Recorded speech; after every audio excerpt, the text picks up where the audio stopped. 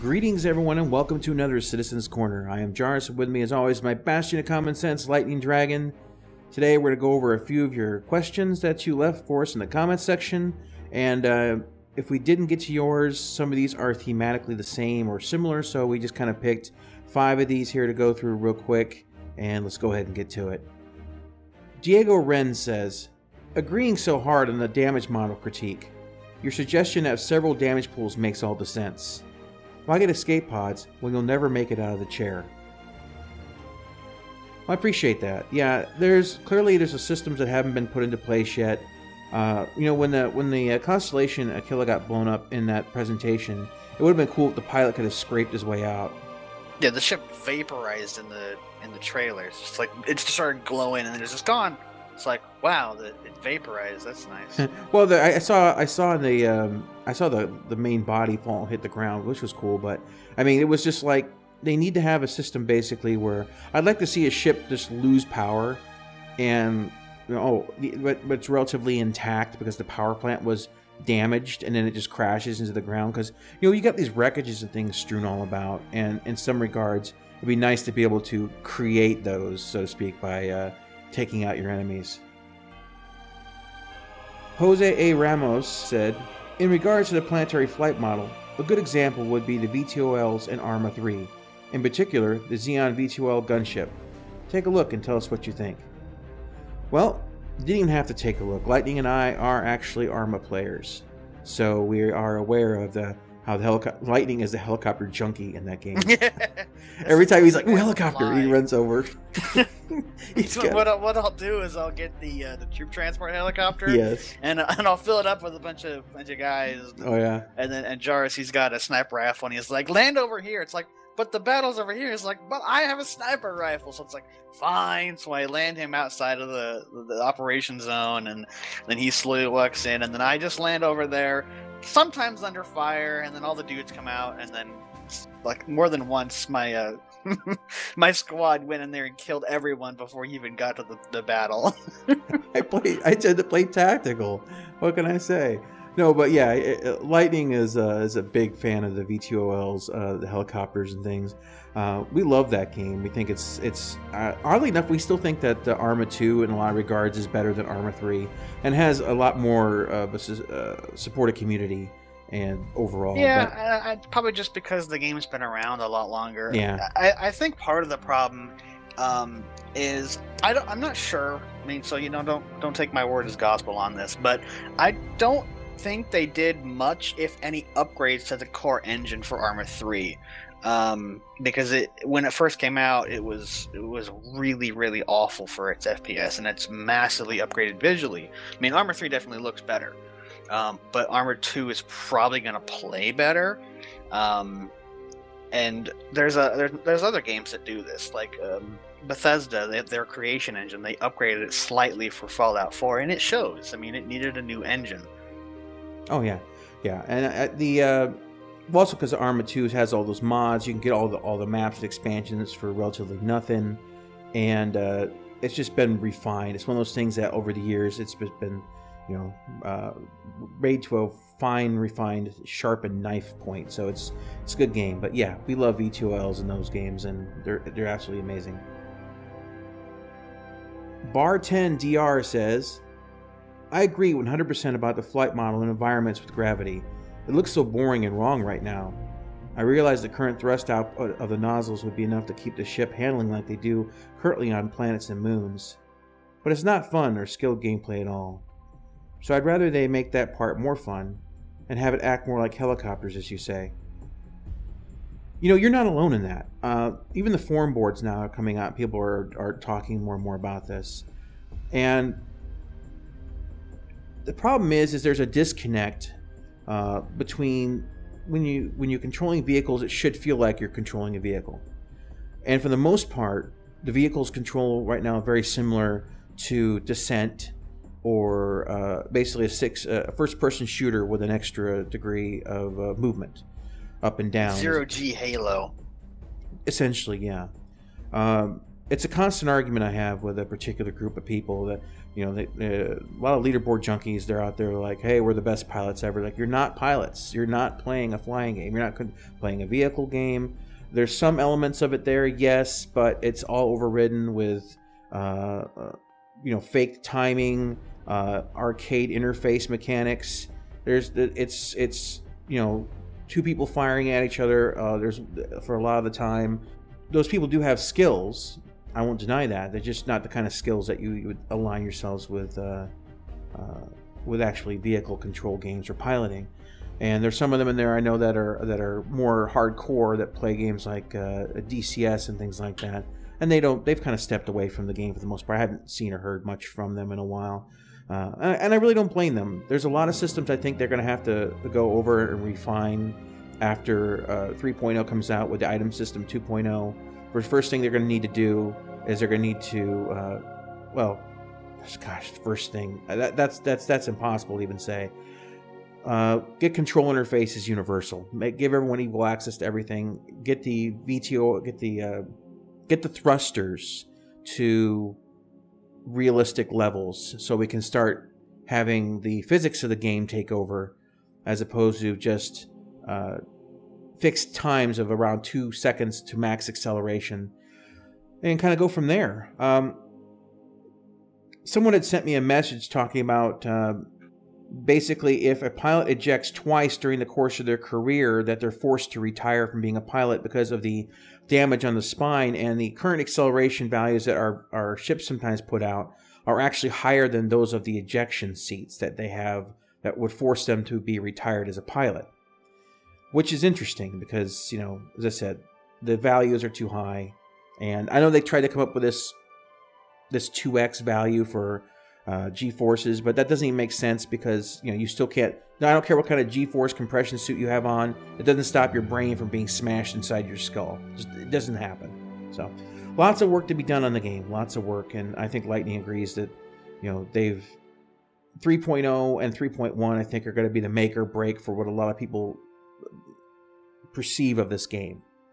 I mean, we've talked a lot about it. You were saying the other day that, you know, 3.0, you kind of want to see like a lot of these systems implemented, and but as I said, 3.1 is, I think by then they need to have their flight model really nailed down, or at least moving in the right direction. If it's version 3.9 or whatever, right before they're like, okay, we got everything we want for 3.0, we're going to move on to 4.0. If it's not, you know, a working, you know, well-oiled machine, as far as, you know, alpha, beta games go, that is. But if it's to the point where it's still not fun by just before 4.0, I don't think it'll ever be fun, because if they can't make it now when they're adding all these features that are supposed to work together, you know, you'll have trading, you'll have missions, you'll have different moons to go explore, so you might not have the jump drives and stuff, but you'll have all of the basic core gameplay elements. So if dogfighting is improved but still not amazing, well, that's fine because there's larger ships.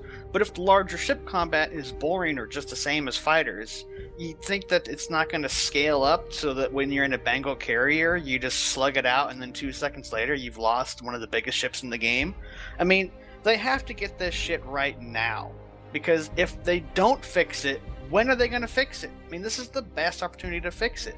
So if they decide, I don't know if we said this on camera or recorded, but if they make piloting hard, well, that's fine, because there's other things to do. If they can make turrets a usable thing, it doesn't matter if, like, oh, well, you know, I'm not a super great pilot, but I'm a good gunner because I've got a lot of practice in gunning.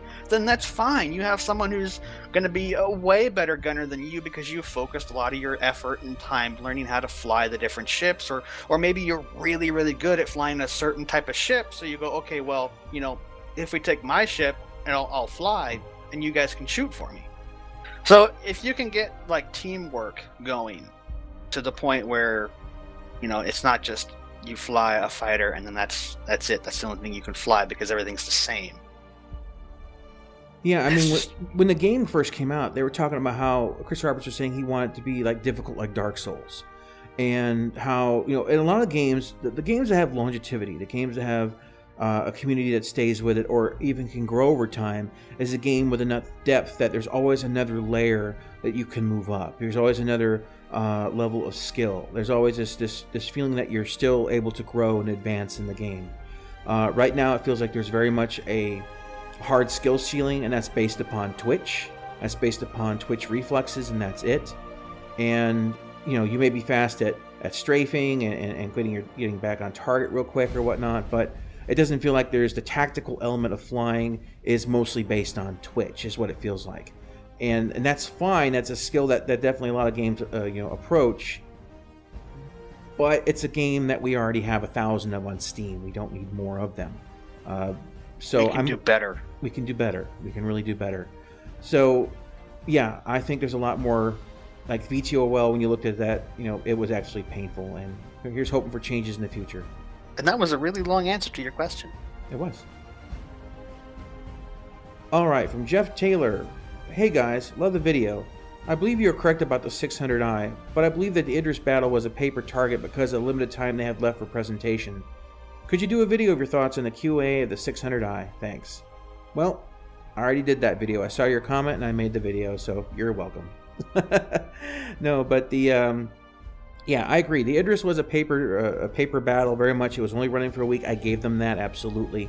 And they've done this before with other ship battles. Yeah. What concerns me when I see something like that isn't the fact the shields weren't working, isn't the fact that all that stuff like that. I mean, it was impressive. I won't deny any of that. But it's the constant pacing that I see that they present, like when they show their demos of everything needs to be resolved in seconds. And to me, it seems that that's the kind of thing that is contradictory to the nature of, permadeath and deep, meaningful anything, because everything is over in just seconds. Frederick Levy states, hey guys, I know this goes back, but can you discuss character game slots? I plan to use NPCs, but it seems a bit unfair to have to purchase a game package for each NPC, and then turn around and have to pay them in-game. By the way, we are Elysian Alliance brothers. Great organization, by the way. Alright, well, let's cover that just a little bit. Now, initially they said a long time ago that for every game package you had on your account, you would get a nether character slot, which I feel was like a terrible... Characters shouldn't be as expensive as the game itself. Like, when you get the game, you should get, for example, I feel 3 character slots. You should have, like, the ability to have, like, here's my fighter character, here's my Agent Smith character, here's my long-term deep space exploration character. And because the way you facilitate the game's multiplayer aspects is by allowing the flexibility for people to switch those roles on the fly. For example, say I'm out in my Carrack, and I'm out in deep space, and someone in the guild says, hey, we're going to go out in this Polaris, and we need crew for it and whatnot. Well, with multiple character slots, I simply go to the bed, I log out, I grab the other character, I go to their ship, and I help them out. If you got the one character and you're stuck out in deep space because you didn't buy another account or whatever, or it doesn't come with multiple characters in the same account, they're out of luck. There's a person in the guild that can't help them until they get back. Most MMOs, they let you make several characters and have something like shared banks. So there's no reason to pay other characters if you're using them as NPCs, because all that money is pooled together in the same bank anyway. But I wouldn't take out other characters of mine as NPCs anyway, because when you're looking at a situation where they have permadeath, if your ship gets blown up and you've got, say, 3 NPCs in there that are all your characters, you've essentially speaking, including your main pilot, just lost 4 lives. So I would still hire NPCs. I wouldn't use other characters as them, because NPCs are throwaways for the most part. But I would say that CIG at most should charge maybe another $5 for a character slot. I don't think that's unreasonable. And it would be a way to bring an additional revenue into the game in the future, people buying additional character slots. But yeah, I think that 3 character slots at the minimum should come with an account. So those people who have bought multiple game packages should at least get 3 out of each one of those. Well, my opinion? Yes, I would love your opinion. Because, you just kept going on and one incredibly long and broken sentence. I do that. Personally, I hate character slots. I think you should have as many character slots as you want, because the thing is, if you make 50,000 characters, you're just limiting yourself. It doesn't make any difference to them. It's a couple megabytes of information for them. I mean, and as far as I understand, they haven't said anything about the character slots. They said that, yes, you're going to have them, and we're not quite sure how we're going to do it. Yeah, basically. Other than that one mention of additional packages for character slots, there hasn't really been any discussion about it. So yeah, it's a lot in the air, but I look at other MMOs as a comparative basis, really. Alright guys, well that's about everything for this week's Citizen Corner. Now I do have a request for those people who actually are subscribed and are interested. This week's Around the Verse for the most part was a recap of the Gamescom, which we already covered the previous week. So I'm thinking about topics for this week's Blastcast. If you have a suggestion of your own, please leave it down below. I'd love to read it, and maybe there's some sort of topic you'd like to have covered, and we can go ahead and take a look at it. But in the meantime, I'm going to sit and brainstorm during the weekend and try to get the old neurons firing and think about something that's interesting to talk about. But anyway, you guys, we will catch you next time. Thanks for listening.